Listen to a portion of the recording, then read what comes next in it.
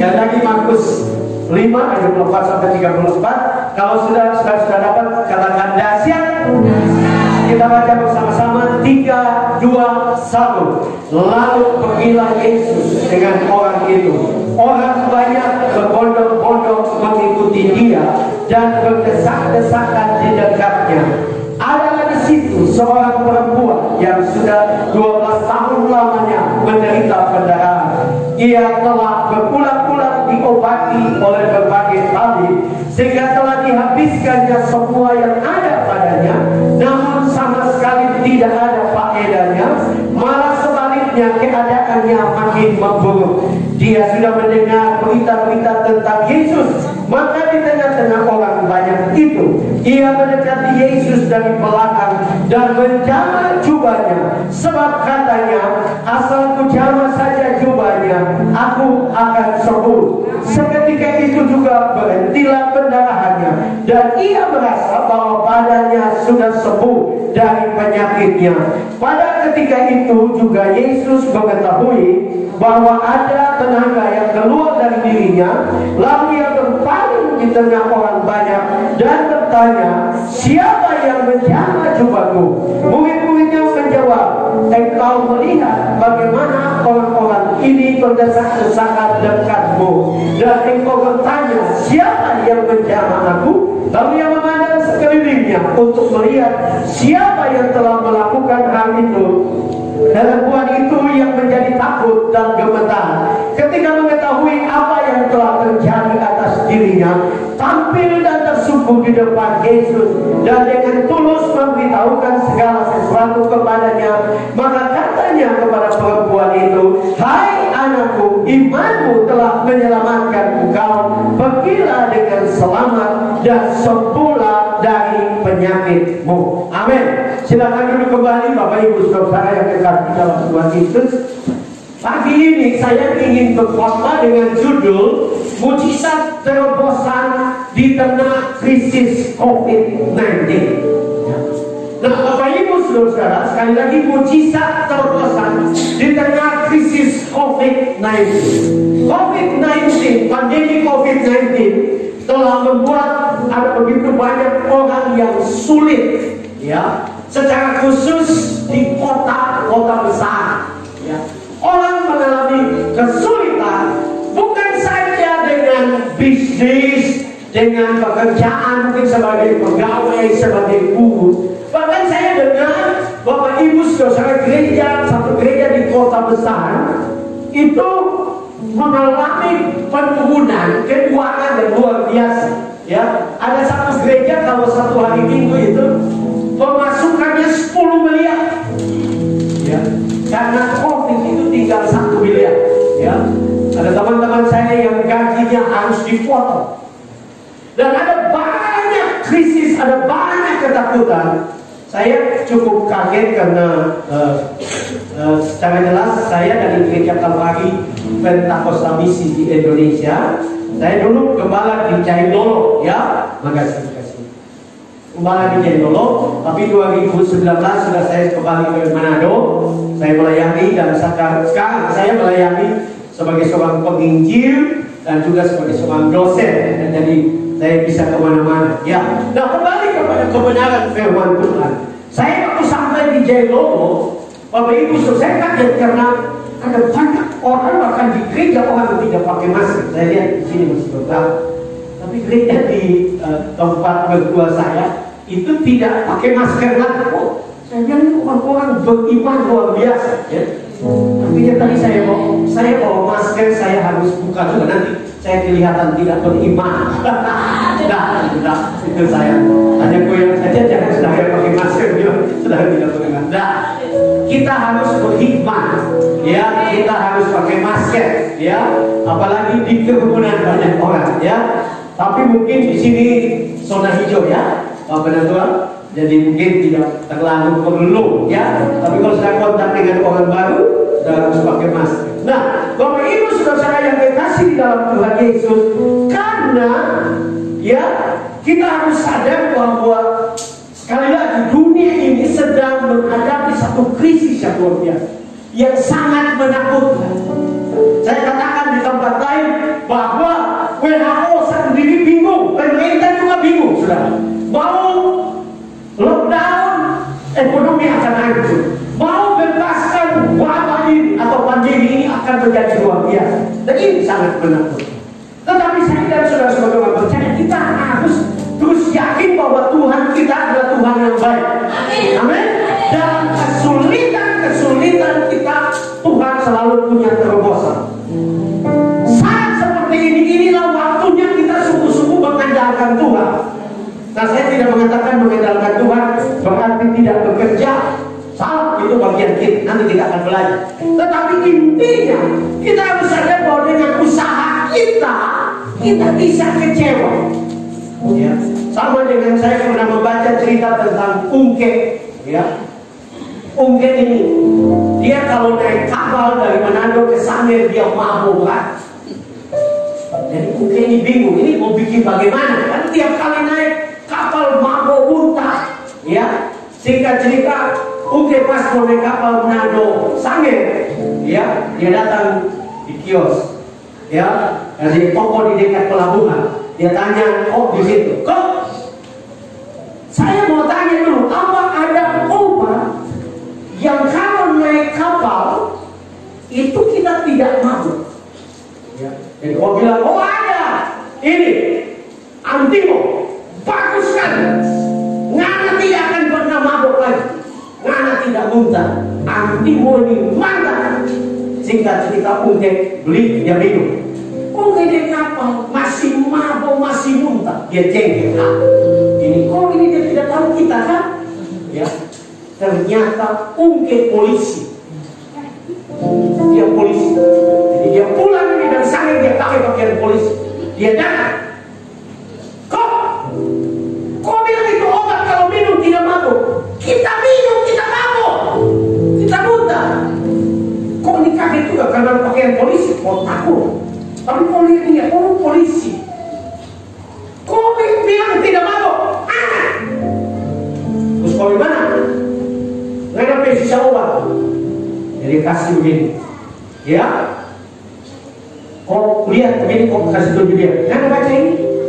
Di sini tertulis dengan jelas, darat, laut, udara tidak akan mabuk. Iya, tapi saya mabuk. Kau bilang, karena Nana polisi. Cuma kalau Nana tentara, Nana tidak mabuk. Itu kan untuk tentara, laut, darat, udara. Jadi angkatan laut, angkatan darat, tidak mabuk. Tapi karena polisinya mabuk. Ternyata Antimo juga ada cocok dengan orang. Nah, kembali kepada kebenaran firman Allah. Bapak Ibu saudara, wanita ini sudah sakit pendarahan. Alkitab mengatakan 12 tahun. Ya. Satu waktu yang cukup lama. Saya membaca satu artikel, ada seorang pendeta yang bertanya kepada mamanya. Ya, mamanya adalah seorang yang bekerja dalam bidang kesehatan, yang sudah senior, ya, dan dia bertanya, mama, kalau orang sakit pendarahan biasanya dia tahan berapa lama? Dan mamanya berkata, kalau orang sakit pendarahan biasanya cuma 2 tahun mati kalau dia pendarahan. Jadi bayangkan, wanita ini 12 tahun, artinya memang dia masih hidup pun itu sudah pertolongan Tuhan. Tetapi Bapak Ibu saudara, artinya wanita ini sedang menghadapi satu krisis yang luar biasa. Apalagi dia hidup pada zaman itu. Pada zaman itu kalau orang yang sakit pendarahan, kalau saya baca di dalam Torah, orang yang sakit pendarahan itu dianggap orang itu dikutuk Tuhan.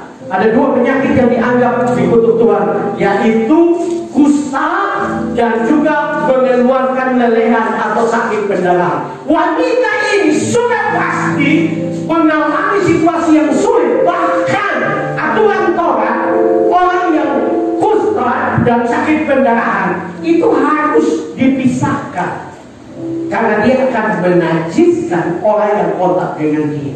Artinya secara fisik luar biasa, 12 tahun, ya, dia begitu menderita. Dia, Alkitab bahkan mengatakan dia sudah menghabiskan semua yang ada padanya. Artinya dia sudah jatuh miskin karena penyakit ini. Dia sudah menghabiskan semua hartanya,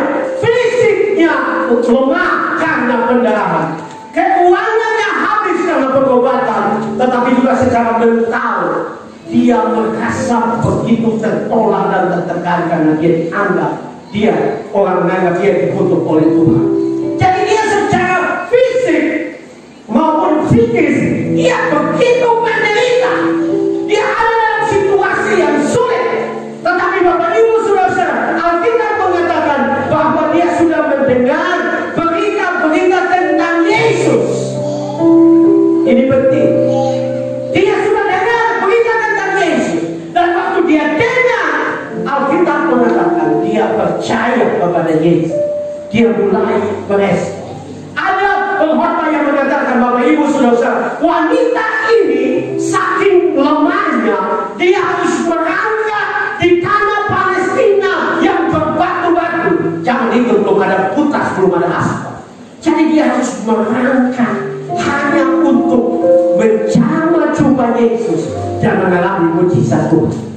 Artinya, Bapak Ibu Saudara, Tuhan kita adalah Tuhan yang baik. Tapi untuk mengalami mujizat, saya dan saudara harus dengan iman datang kepada Tuhan, melakukan terobosan-terobosan sehingga kita dapat melihat mujizat Tuhan. Amin. Karena dia Allah yang baik. Seorang pengkhotbah yang terkenal dan penulis terkenal bernama John Hagee mengatakan, iman adalah kunci untuk membuka pintu-pintu mujizat Tuhan. Kenapa kita tidak mengalami mujizat Tuhan? Karena kita datang kepada Tuhan, kita tidak sungguh-sungguh beriman kepada Dia.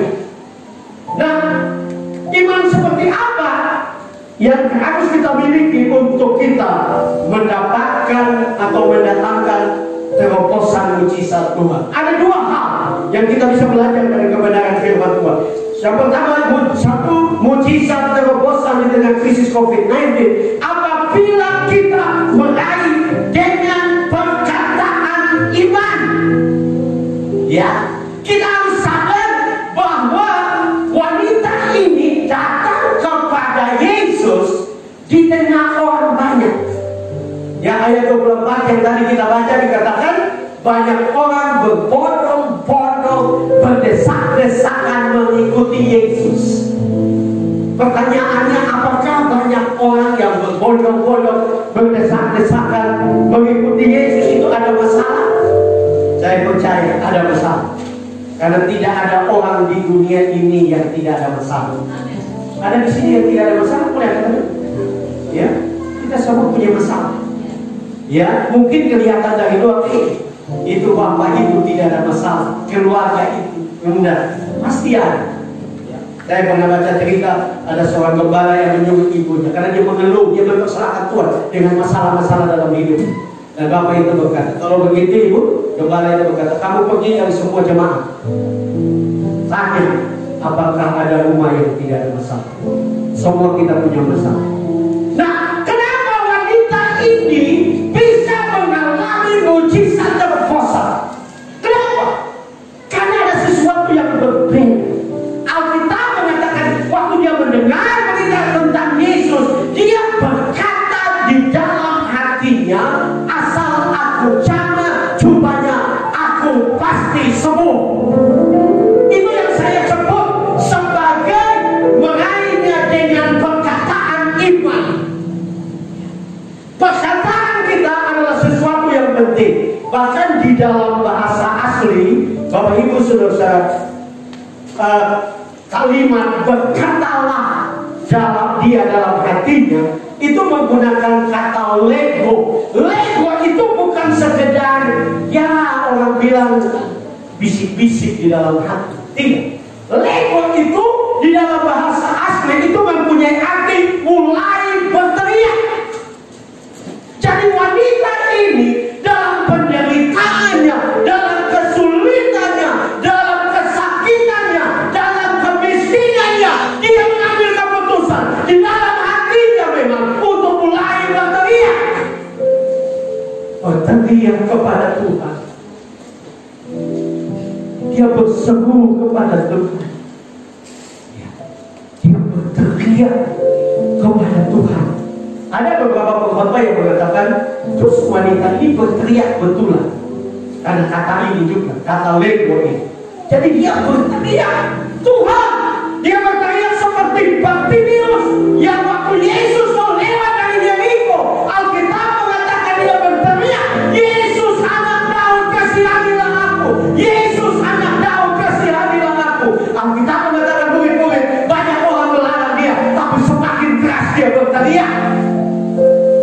Karena dia percaya hanya Yesus yang bisa tolong. Saya meneliti bagian kisah tentang Bartimius, saya menemukan itu luar biasa. Kenapa? Kenapa itu luar biasa, Bapak Ibu Saudara? Karena Alkitab mengatakan Yesus memasuki Yeriko dan dia sedang keluar dari Yeriko. Dia keluar itu terakhir, karena setelah itu dia pergi ke Yerusalem dan mati disalib dan kemudian bangkit naik ke surga. Bayangkan kalau Bartimius waktu itu tidak berteriak, Bartimius akan buta seumur hidup. Saya mau katakan kepada saudara, Tuhan mau membuat mujizat bagi kehidupan kita. Amin. Semua. Bahkan saya pernah membaca dan mendengar satu lagu yang mengatakan Tuhan lebih ingin melakukan mujizat untuk kita daripada kita. Kenapa? Karena tujuan mujizat itu untuk bukan menolong kita saja, tapi tujuan mujizat seperti yang dicatat dalam Injil Yohanes pasal 22 itu tujuan mujizat supaya orang percaya bahwa Yesus adalah anak Allah.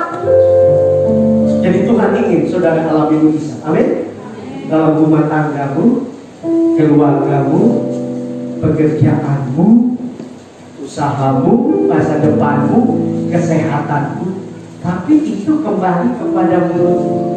Jadi jangan jadi orang Kristen yang seperti kebanyakan di sini. Banyak orang bodoh-bodoh mengikuti Yesus, berdesak-desakan tapi tidak dapat apa-apa. Kenapa? Karena mereka tidak pernah memperkatakan kata-kata iman. Ini yang membuat mereka tidak mengalami. Saya mau katakan betapa pentingnya berkata-kata dengan iman. Ya, Abraham, bapa segala orang percaya, bahkan dia diberkati berlimpah-limpah waktu dia mempersembahkan anaknya Ishak. Betul? Ya, di situ dalam ayat yang ke-16 sampai 18 Tuhan berkata bahwa Tuhan akan berkati dia berlimpah-limpah bahkan sampai keturunan diberkati berlimpah-limpah. Tapi jangan lupa ada kisah di sini. Tuhan minta anaknya dan dia dengan dua bujang dengan Ishak pergi ke Gunung Moria. Sampai di kaki gunung dia berkata kepada bujang, kalau saudara membaca, dia berkata kepada kedua bujang, kalian tunggu di sini, kami akan pergi sembahyang dan kami akan kembali. Perhatikan kata-kata. Kenapa? Kenapa dia tidak bilang kami akan pergi dan saya akan kembali karena Ishak mau dipersembahkan? Karena Abraham tahu bahwa Tuhan itu Tuhan yang baik. Ada penafsir yang mengatakan dalam surat Ibrani pasal 11 tentang tokoh-tokoh ini berkata bahwa Abraham percaya kalaupun dia bunuh Ishak, Tuhan dapat membangkitkan. Karena dia percaya dan dia berkata-kata, ya, dia berkata-kata. Ada ayat itu Paulus berkata bahwa kita percaya maka kita berkata-kata. Dan waktu mereka mulai naik gunung, Ishak bertanya kepada dia, Bapa, di sini sudah ada api dan kayu. Di manakah anak domba untuk dipersembahkan? Alkitab mengatakan Abraham berkata kepada Ishak, Tuhan menyediakan di atas gunung ini. Tuhan menyediakan. Saudara tahu dari situ muncullah kata Yehova Jireh, Allah menyediakan. Artinya Abraham dalam krisis di mana dia harus persembahkan anaknya, dia percaya bahwa Tuhan menyediakan dan dia mulai menciptakan satu penama baru bagi Allah Israel, yaitu Yehova Jireh, Allah menyediakan. Amin. Artinya betapa pentingnya kata-kata. Ya, orang agama seberang, orang Muslim bilang kata-kata adalah doa. Harusnya kita lebih percaya, betul? Kata-kata kita adalah doa saya dan saudara. Karena itu hati-hatilah dengan perkataan kita. Kita tanpa sadar seringkali kita berkata-kata yang membuat kita tidak alami mujizat Tuhan. Ya, contohnya Pak Gembala mungkin datang. Ya, ibu sakit apa? Aduh, pendeta, kita pe asam urat. Contoh, waktu saudara berkata saya, bahasa Indonesia saya punya asam urat. Kalau saudara sudah punya asam urat, Tuhan sendiri tidak mau ambil. Tapi saudara merasa asam urat itu milik saudara. Ya. yang lebih repot. Banyak anak Tuhan berkata bahwa penyakit ini supaya saya lebih rendah hati. Kenapa ibu? Karena gula. Oh, Pak Pendeta sudah berdoa dan ini Tuhan kasih supaya saya rendah hati. Nah kalau begitu, mari kita berdoa supaya semua jemaat gak sakit gula. Maka semua rendah hati kan? Betul? Tuhan tidak pernah merencanakan sakit penyakit. Amin? Dia bahkan mau sembuhkan kita. Dia mau lakukan mujizat. Karena itu jangan bikin penyakit jadi milikmu. Ya, sedikit kita punya, bahkan kita keliling-keliling cerita orang kita sakit gula ini, kita sakit ini, kita asam urat, kita darah tinggi. Oh cerita. Gilbert bilang kebanyakan orang Kristen yang sudah berusia 40 ke atas yang dibicarakan itu cuma penyakit. Ketemu nanti pas berapa? Kita punya dicerlas, kan? Tapi gula kan? Ini mirip. Ya, mirip tenaga medis yang sedang pas penyakit. Kenapa tenaga medis? Saudara anak Tuhan, amin.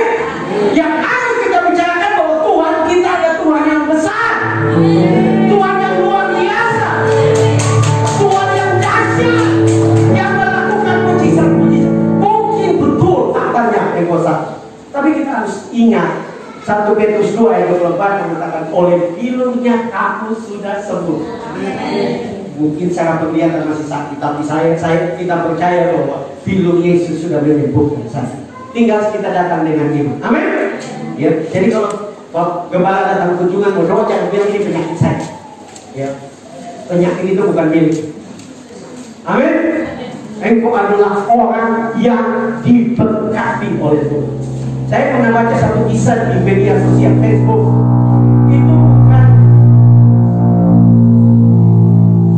Itu bukan anak Tuhan. Ada 2 bapak dengan anak yang sedang di Jakarta naik motor karena hujan deras, mereka berteduh di jembatan layar, ya. Tapi ya ada jalur mobil dan air di mana-mana. Kemudian waktu mereka sedang berteduh, ada mobil yang lewat dengan kencang dan mereka ya tersiram air dan basah. Dan anak ini namanya manusia, dia marah, dia mulai mau. Orang bilang keluarkan kata-kata kutuk. Dan papanya bilang, jangan. Dan nasihat papanya itu luar biasa. Padahal mereka bukan orang Kristen. Papanya bilang begini, nah ingat, dunia ini bulat. Waktu engkau mengeluarkan kata-kata, kata-katamu akan keluar dan berputar. Karena bumi ini bulat, satu waktu dia balik. Jadi jangan kutuk orang. Jangan kata-kata sia-sia, jangan kata-kata kotor karena satu waktu. Tapi dia ini pula, dia ketakutan kembali.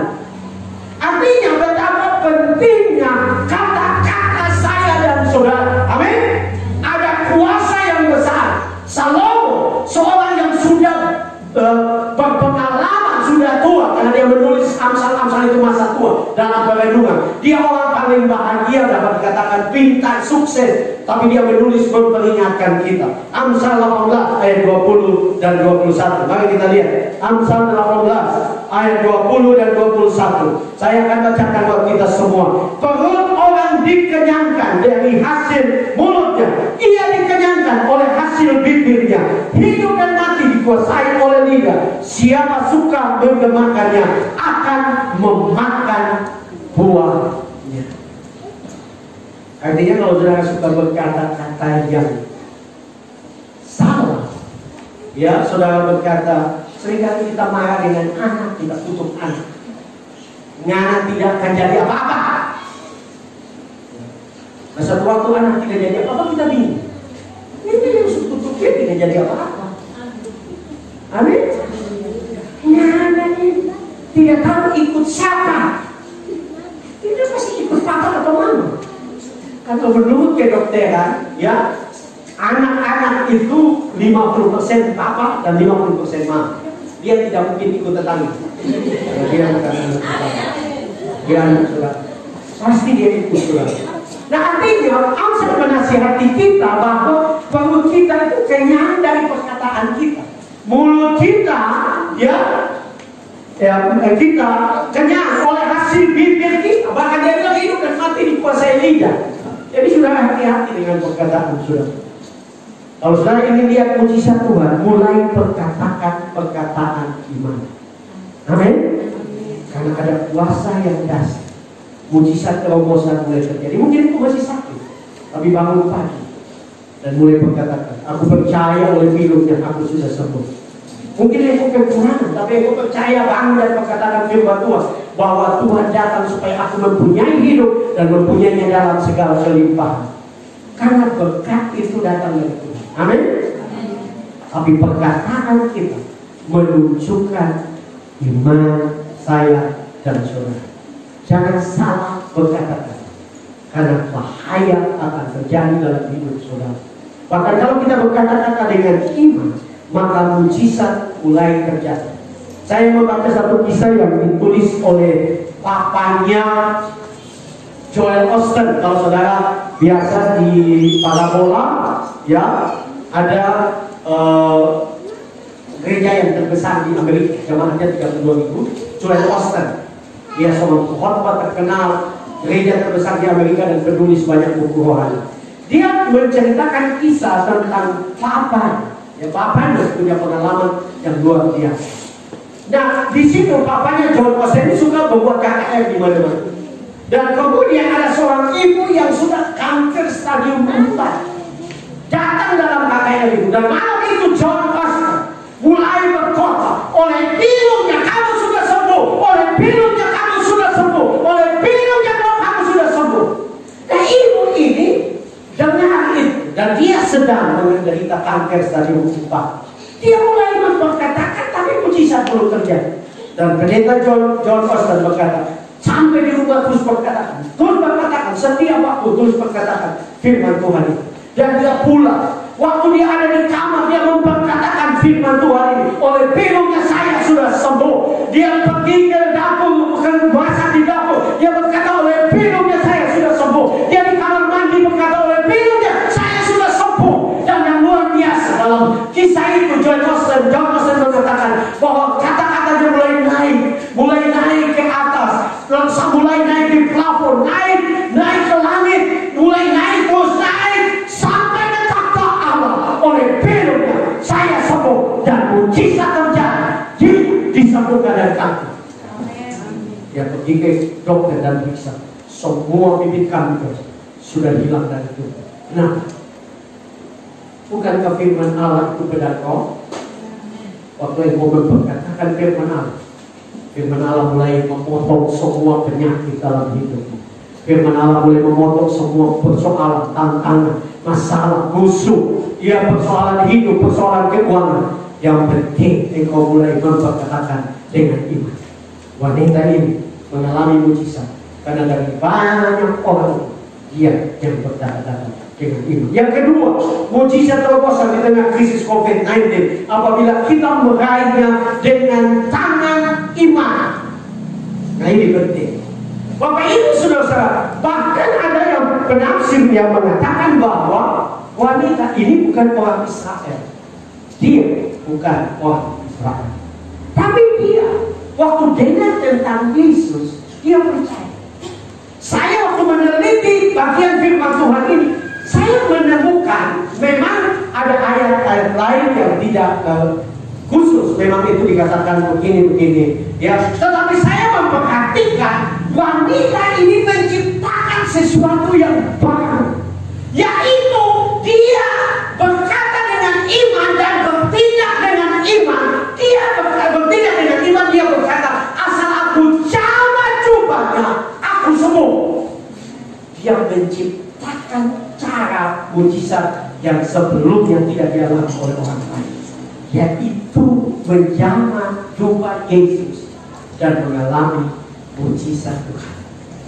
Tuhan mau supaya saya dan saudara meyakini bahwa tangan kita yang diurapi oleh Tuhan itu penuh dengan kuasa. Amin.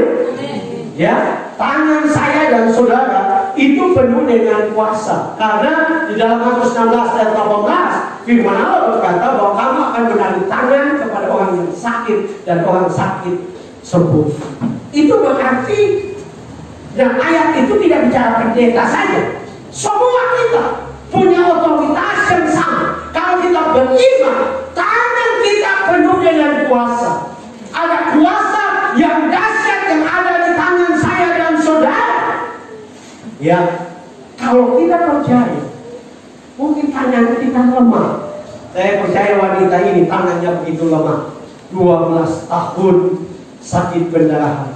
Tapi dia yakin bahwa tangan yang lemah, saya membuat kalimat di sini. Tangan yang lemah, tangan iman yang lemah diulurkan kepada Tuhan akan disambut dengan tangan Tuhan yang penuh kuasa yang akan mendatangkan mujizat. Mungkin kau berkata, Bapak Pendeta, saya mau angkat tangan saja tidak bisa. Saya mau katakan, paksakan diri, angkat tangan. Percaya bahwa ada kuasa yang dahsyat yang Tuhan sudah siapkan bagi saya dan saudara. Tangan kita itu adalah kunci untuk mujizat. Amin. Tuhan adalah Tuhan yang tidak mencari sesuatu yang jauh. Ya. Kalau saudara kekurangan, jangan hanya berharap sesuatu yang besar di luar sana. Mulailah, ya, mulailah dengan tangan saudara. Ya, bahkan mungkin engkau tidak punya tangan. Saya membaca tentang Nick Vujicic, seorang anak muda di Australia, sekarang sudah menikah dengan wanita Jepang. Dia tidak punya tangan dan kaki. Ya, dia anak pendeta. Dia katakan bahwa waktu dia sakit, dia berdoa supaya Tuhan menumbuhkan tangan. Karena dia percaya begitu.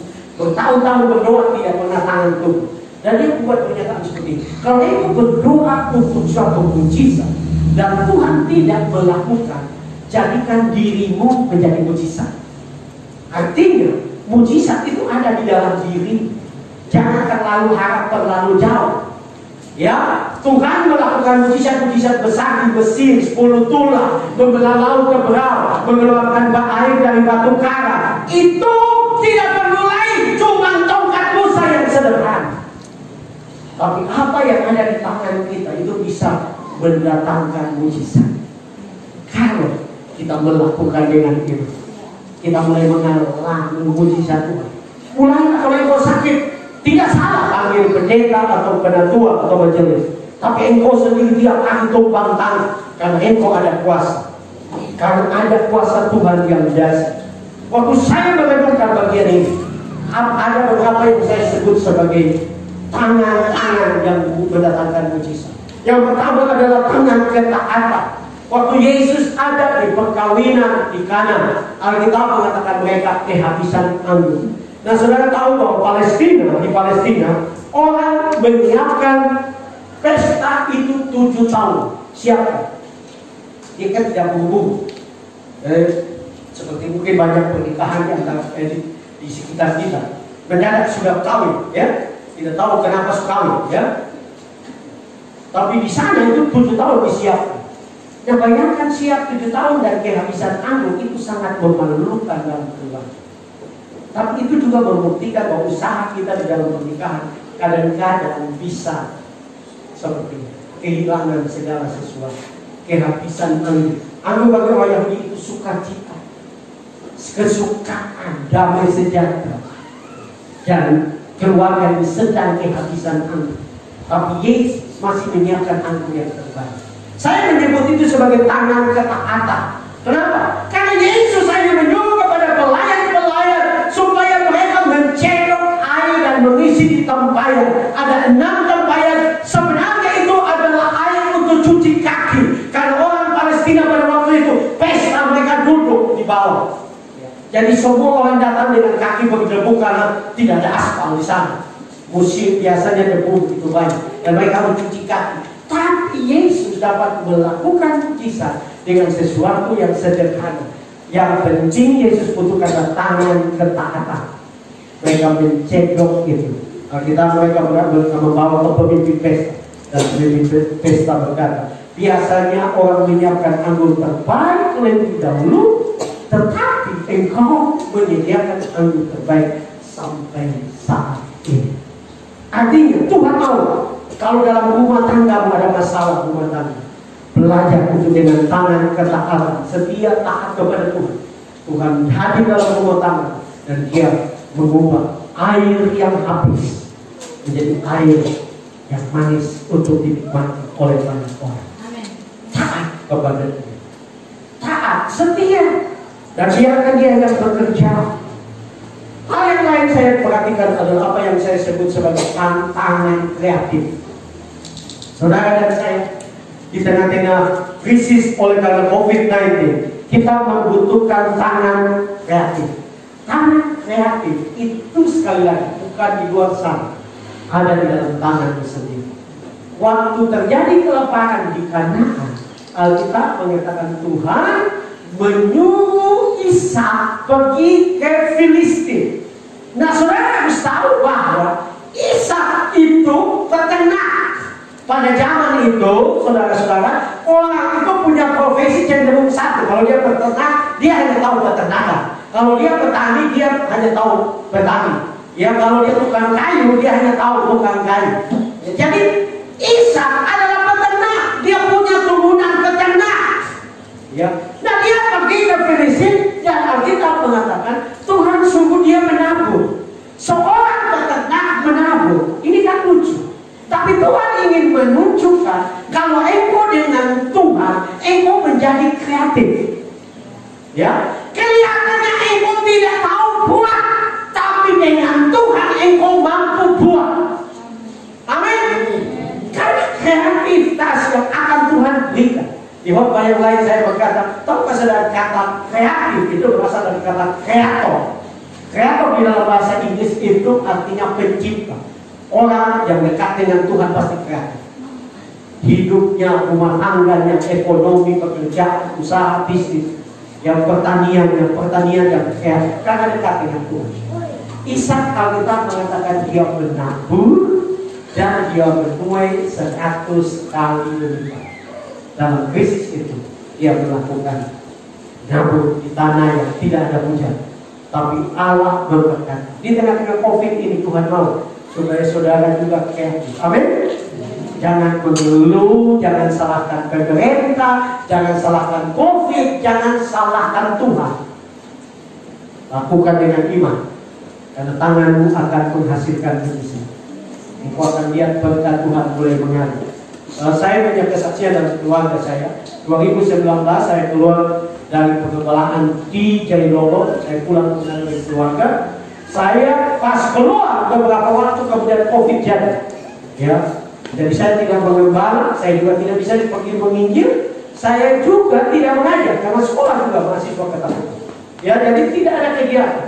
Tapi Tuhan pelihara saya. Nah, sekarang saya ingin cerita ini. Istri saya pintar untuk dekorasi. Dia bisa dekorasi satu gereja. Dia ada gereja di Tomohon, Betani di Tomohon, Pak William. Itu dia yang dekorasi bunga dalam gereja. Dia pernah diundang ke Serui, satu gereja PPDI besar di Serui, PPDI pusat. Itu mereka beli bunga satu kontainer dan istri saya dekorasi itu gereja PPDI. Jadi istri saya pintar di situ. Dia tidak tahu masak. Ya. Jadi kalau waktu kami mulai kawin, kebanyakan itu beli warung, ya. Karena sekarang kan di mana-mana warung banyak, kan? Iya. Karena dia tidak tahu masak, jadi beli di warung. Singkat cerita, Bapak Ibu Saudara, karena COVID tidak tahu mau bikin apa. Bukannya secara ekonomi juga mulai mengalami pertumbuhan. Nah, apa yang terjadi? Dia mulai lihat YouTube, dan dia di YouTube dia menemukan cara bikin kelapa tart. Dan waktu bikin kelapa tart dan dipasarkan secara online, orang mulai pesan. Karena dia tidak tahu bikin kue. Ya, dulu waktu saya kami gembala, tidak pernah Natal itu dia bikin kue satu pun. Cuma jemaat tahu bahwa gembala tidak tahu, ibu gembala tidak tahu bikin kue. Jadi, semua jemaat tiap orang bawa 2 toples, jadi kita banyak kue. Tapi tidak pernah dibikin oleh kita. Dan tidak jadi gembala, siapa mau kasih kue? Jadi dia mungkin lagi sedikit. Nah, Tuhan mulai berkati. Nah, saya berkatakan, Tuhan kita adalah Tuhan yang besar. Tapi Tuhan tidak mau kita malas. Ya, Paulus berkata orang yang tidak bekerja tidak boleh makan. Artinya kita mesti rajin. Kerja, apapun profesimu, mulai belajar kerja, mulai belajar bikin sesuatu. Saya tidak tahu di sini, Pak, saya dengar juga bersama. Di Manado itu, saudara mau beli rice satu cupa juga boleh. Pesan saja online. Ya, beli semua ada online. Ya, karena ya dunia sedang menuju ke sana, semua online. Tapi inti Tuhan mau supaya saya dan saudara kreatif. Kalau engkau kreatif, engkau akan lihat mujizat itu. Karena waktu engkau bergerak, mujizat boleh terjadi. Wanita ini kalau dia hanya di kamar, kalau dia bataria, pertanyaannya dia alami mujizat kan? Enggak. Dia harus bertindak, harus mengangkat, harus datang dengan iman, terus berkata-kata dan datang dengan iman. Dan waktu dia jamah juga Yesus, mujizat terjadi. Waktu engkau mencama apa yang Tuhan mau engkau cama, mujizat boleh terjadi dan pekerjaan usaha. Saya tadi pagi waktu merenungkan tentang kebenaran, saya akan sampaikan. Saya teringat tentang kejadian nyata di Kupang, saya di gereja pusat. Kali ini diceritakan oleh gembala saya. Jadi saya ingat, ya beberapa dapat dikatakan 10 tahun lalu ada seorang Jawa, satu keluarga dari Jawa datang di Kupang. Mereka sangat susah, sangat miskin, sehingga mereka tidak mampu untuk kontrak rumah. Dan mereka percaya kepada Tuhan, mereka bergereja di gereja gembala saya di Kupang. Dan mereka minta permisi bikin seng di samping gereja untuk tinggal, karena mereka saking tidak ada uang. Nah mereka hanya jualan gorengan. Ya, jadi bukan mereka jual televisi, punya toko bangunan, nah jual gorengan. Tapi dalam kesaksian Pak Gembala, awalnya mereka cuma bikin seng di samping gereja, tapi gorengannya mulai diberkati. Pisang goreng, tahu goreng, ya hanya itu saja. Dia goreng. Tapi mereka sungguh-sungguh dengan Tuhan, setia, taat, terus berusaha, terus berjuang, terus jual.